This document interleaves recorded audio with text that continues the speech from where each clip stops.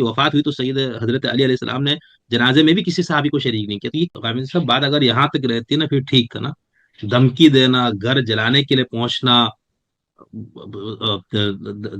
پیغمبر کی جو اکلوتی بیٹی تھی ان کے ساتھ یہاں تک مظالم کا ڈایا جانا، تو یہ تو اتنی مختصر بات تو نہیں ہے نا کہ ہم اس کو صرف استدلال کو بیان کر کے اس کو چھوڑ دیں. کیا شہادت کے درجے میں یہ بات ثابت ہے؟ اگر آپ یہ دعویٰ کرتے ہیں تو ایک نشست رکھ لیجئے اور اپنے دلائل بیان کیجئے۔ حضور نے فرمایا کہ علی حق کے ساتھ ہے، حق علی کے ساتھ. جس نے علی کو بیوی فاطمہ کے بارے میں فرمایا کہ وہ بضعۃ منی ہے، اور جس نے اس کو تکلیف دی اس نے مجھے تکلیف دی. اسی طرح حضرت علی کے بارے میں یہ فرمایا کہ علی جو ہے نا وہ مطلب یہ تو واضح حدیث موجود ہے، آپ ظاہر سی بات اس کو اس طرح سے نہیں مانیں گے. تو ان سب کے ہوتے ہوئے جب پھر ہم تاریخ کو دیکھتے تو ہمیں یہ نظر آتا ہے کہ جب حضور اکرم کی وصال کے بعد، آپ کی دنیا سے جانے کے بعد، دونوں خلفاء کے ہاتھ سے بیوی فاطمہ کو دکھ پہنچا. اور بخاری شریف میں اور باقی کتابوں میں ہے کہ مرتے دم تک انہوں نے ان سے گفتگو نہیں کی. ٹھیک ہے نا. اور ایک فدق کا ایک معاملہ تھا جس کے اوپر، اور وہ بھی قرآن سے بیوی فاطمہ کہہ رہی تھی والد اس کا وراثت ہے، اور حضرت ابوبکر حدیث پیش کر کے اس وراثت کو منع فرما رہے تھے. وہ بات اتنی بڑی کہ وہ بہت زیادہ ان کو تکلیف میں رہنا پڑا. تو یہ تو ایسے یعنی کیسے لوگ تھے جن کو آپ یہ کہیں گے کہ یہ خیر امت ہے اور یہ اشداء علی الکفار تھے اور یوں تھے، اور اس معاملے میں بالکل وہ نظر آتے تکلیف دہ رہے. تو یہاں سے تو یہ نظر آ رہا ہے نا کہ وہ حقیقت میں جن ایمان کے جن معیارات کو بیان کیا گیا تو اس پہ لوگ پورے نہیں اترتے تھے. ایسا نہیں ہے. رسالت مآب صلی اللہ علیہ وسلم نے تو یہی تعلیم دی تھی کہ جب آپ کسی دینی معاملے میں فیصلہ کریں گے تو آپ یہ نہیں دیکھیں گے کسی کو دکھ پہنچتا ہے یا نہیں پہنچتا۔ یہی فرمایا تھا نا کہ اگر محمد کی بیٹی فاطمہ بھی چوری کرتی تو میں اس کا ہاتھ کاٹ دیتا۔ تو یہ بتائیے اس وقت سیدہ کو دکھ پہنچتا یا نہ پہنچتا؟ پہنچتا. تو اس وجہ سے دکھ پہنچنا تو بنائے استدلال نہیں ہو سکتا۔ یہ تو معاملے پہ حضور کی گفتگو حدیث ہے. کیجیے۔ حدیث ہے نا، فمن آزا فقط آزانی. جی ہاں، تو وہ دکھ تو وہ پہنچنا کس معیار کو حق کہتے ہے، ہیں؟ وہ خود معیار حق ہے نا حضور کی ان معیار الفاظ کے حق تو ہے، مطابق. یہ اس کا یہ مطلب کہاں سے ہو گیا کہ یہ معیار حق کا فیصلہ ہو رہا ہے؟ یعنی ظاہر بات ہے کہ میرے بیٹے کو اگر کوئی برا بلا کہے گا تو مجھے دکھ پہنچے گا، لیکن دکھ پہنچنے کی بنیاد پر کیا دین کے فیصلے کیے جائیں گے؟ کیا حقوق کے فیصلے کیے جائیں گے؟ نہیں تو ان کا دکھ مطالبہ تو تو کسی کو دینی بھی لحاظ پہنچ سے سکتا درست ہے۔ ہے نا. خود بی حضور کے فات فیصلوں سے بہت سے لوگوں کو دکھ پہنچا ہوگا، لیکن کیا فیصلہ کرنے کے لیے یہ کوئی بنیاد ہے یا اس کو بنائے استدلال بنایا جا سکتا ہے؟ نہیں تو بی بی فاطمہ کا دعویٰ ہی آپ کے نزدیک غلط تھا. دیکھیے، میں تو جو عرض کروں گا وہ یہ کہ دونوں کے دلائل دیکھوں گا میں، تو دلائل دیکھ کر میں فیصلہ کروں گا۔ تو میں یہ آپ کی طے کیا کروں گا فیصلہ ہے؟ کہ دلیل کس کی مضبوط ہے۔ یعنی سیدنا صدیق نے جس چیز سے استدلال کیا اس کو دیکھوں گا، سیدہ نے جس سے استدلال کیا ہے، کیا استدلال کی بنیاد پر فیصلہ کرنا یا کسی کی اذیت کے پہلو سے فیصلہ کرنا یہ دین نے سکھایا ہے ہمیں۔ یہی تعلیم نہیں رسالت مآب صلی اللہ علیہ وسلم نے ہمیں دی ہے۔ تو اس کا مطلب یہ ہے کہ کل کو میں اگر قاضی کی نشست پر بیٹھا ہوں تو پھر مجھے دیکھنا ہوگا کہ کہیں میں اپنے بیٹے کے خلاف فیصلہ کروں تو اس کو دکھ نہ پہنچ جائے۔ نہیں چلے. دکھ والی بات تو چلے وہ میں نے اس حدیث کی بات ہوا نا. دیکھیں بیوی فاطمہ کو اپنے موقف پہ قطعی یقین تھا نا، تبھی تو جب ان کو محروم کیا بھی گیا تو انہوں نے اپنے موقف سے یعنی اپنے استدلال سے انہوں نے وہ نہیں کیا کہ ٹھیک ہے میرا استدلال غلط تھا. ان کا یہ تھا کہ نہیں میرا استدلال صحیح تھا، ابوبکر صدیق کا استدلال غلط تھا. تو انہوں نے پھر زندگی بھر ان سے گفتگو نہیں کی. یہاں تک کہ جب ان کی وفات ہوئی تو سید حضرت علی علیہ السلام نے جنازے میں بھی کسی صحابی کو شریک نہیں کیا. تو یہ کیا ہے؟ یہ کوئی مسئلہ تو تھا غامدی صاحب.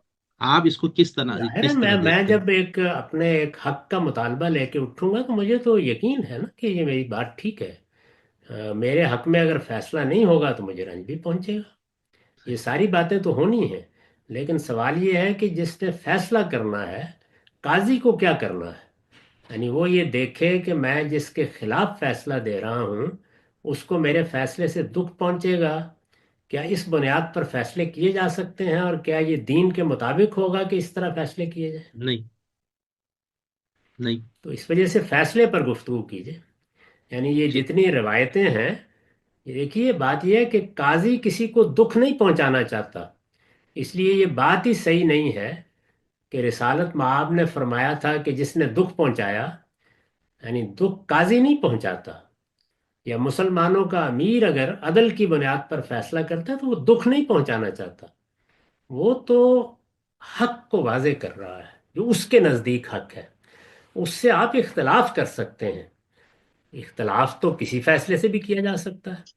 اس وقت ہماری عدالتیں بہت سے فیصلے کرتی ہیں جن میں سے کسی سے مجھے یا آپ کو اتفاق ہوتا ہے، کسی سے اختلاف ہوتا ہے، تو میرے نزدیک معاملے کو وہاں سے دیکھا جائے گا۔ یعنی مجھے حق حاصل ہے کہ میں سیدہ کا استدلال دیکھوں اور میں اس نتیجے پر پہنچوں کہ سیدہ نے بالکل درست استدلال کیا تھا، سیدنا صدیق کا فیصلہ بالکل غلط تھا، لیکن میرے یہ کہنے کے نتیجے میں کہ ان کا فیصلہ غلط تھا، سیدنا صدیق کے معاملے میں کوئی بری رائے قائم نہیں کی جائے گی، انہوں نے اپنی دیانتداری کے ساتھ ایک فیصلہ کیا، ان کے نزدیک وہی صحیح تھا۔ تو یہ ٹھیک سب ہم اپنے قاضیوں کے بارے میں بھی کرتے ہیں۔ رسالت مآب نے اپنے فیصلوں کے بارے میں فرمایا کہ یہ ہو سکتا ہے کہ کوئی آدمی چرب زبانی سے اپنے حق میں مجھ سے فیصلہ کرا لے، لیکن اسے سمجھنا چاہیے کہ جو کچھ وہ اس کے نتیجے میں حاصل کرے گا وہ قیامت میں اس کی گردن کا طوق بن جائے گا۔ تو ظاہر ہے کہ کسی آدمی نے غلط فیصلہ کرا لیا اللہ کے پیغمبر سے، دوسرا شخص جس کے خلاف فیصلہ ہوا اس کو دکھ تو پہنچے گا، لیکن رسالت مآب نے جو فیصلہ کیا وہ فیصلہ بر بنائے استدلال کریں گے، بر بنائے شواہد کریں گے۔ تو میرے نزدیک فیصلوں پر تبصرہ کرنے کا یہ طریقہ ہی غلط ہے۔ پہلے آپ اصول میں گفتگو کریں کہ استدلال کس کا صحیح یا غلط ہے، اس میں رائے دی جائے گی، اور اس میں استدلال دیکھا جائے گا، نہ سیدنا صدیق کی عظمت دیکھی جائے گی، نہ سیدہ کی طرف دیکھا جائے گا، کیونکہ مجھے اللہ کے پیغمبر نے پابند کر دیا ہے کہ جب میرے سامنے کوئی مقدمہ آئے تو مجھے صرف شواہد دیکھنے ہیں اور استدلال دیکھنا ہے۔ تو اس بے میں شک۔ سیدنا صدیق اس کے سوا کوئی راستہ اختیار ہی نہیں کر سکتے تھے۔ اب آپ زیادہ سے زیادہ یہ کہیے، اگر کہنا ہے کہ سیدنا صدیق نے جو استدلال کیا وہ غلط تھا، یہ آپ کو حق ہے کہنے کا۔ لیکن غامد صاحب، بات اگر یہاں تک رہتی ہے نا، پھر ٹھیک ہے نا، دھمکی دینا، گھر جلانے کے لیے پہنچنا، پیغمبر کی جو اکلوتی بیٹی تھی ان کے ساتھ یہاں تک مظالم کا ڈایا جانا، تو یہ تو اتنی مختصر بات تو نہیں ہے نا کہ ہم اس کو صرف استدلال کو بیان کر کے اس کو چھوڑ دیں۔ تو یہ ساری تفصیلات آپ اس کو نہیں مانتے؟ ایسا اصل نہیں ہوا؟ معاملے پر تو استدلالی کی روشنی میں بات ہوگی۔ یہ اخبار احاد ہے، اس میں نے عرض کر دیا کہ میرے نزدیک اس کے لیے طریقہ بالکل دوسرا ہے، اور وہ یہ ہے کہ اگر کسی کے خلاف کوئی الزام لگایا جا رہا ہے تو پھر اس کو اس سطح پر ثابت ہونا چاہیے جس سطح پر عدالت میں معاملات ثابت ہوتے ہیں۔ ٹھیک عام ٹھیک حالات میں اخبار کو قبول کر لوں گا، لیکن جب کسی پر اخلاقی الزام لگایا جائے گا تو پھر اس میں پے در پے شواہد کا مطالبہ کروں گا، یہاں ٹھیک تک کہ نہ سند میں کوئی ادنیٰ درجے کا تردد ہونا چاہیے، بہت سے کرائن سے اس کی تائید ہونی چاہیے، جس طرح ایک قاضی فیصلہ لکھتا ہے پھر اسی طریقے سے ان تمام روایات کا جائزہ لینا ہوگا۔ تو وہاں ٹھیک پر بھی ٹھیک میرے ٹھیک۔ نزدیک اصول غلط استعمال کیا جا رہا ہے۔ یہ ادھر ادھر کی سنی سنائی باتوں پر یہ بات نہیں کی جا سکتی، وہ پھر ایک ایک چیز پر بحث کر کے دیکھنا پڑے گا کیا شہادت کے درجے میں یہ بات ثابت ہے۔ اگر آپ یہ دعویٰ کرتے ہیں تو ایک نشست رکھ لیجئے اور اپنے دلائل بیان کیجئے۔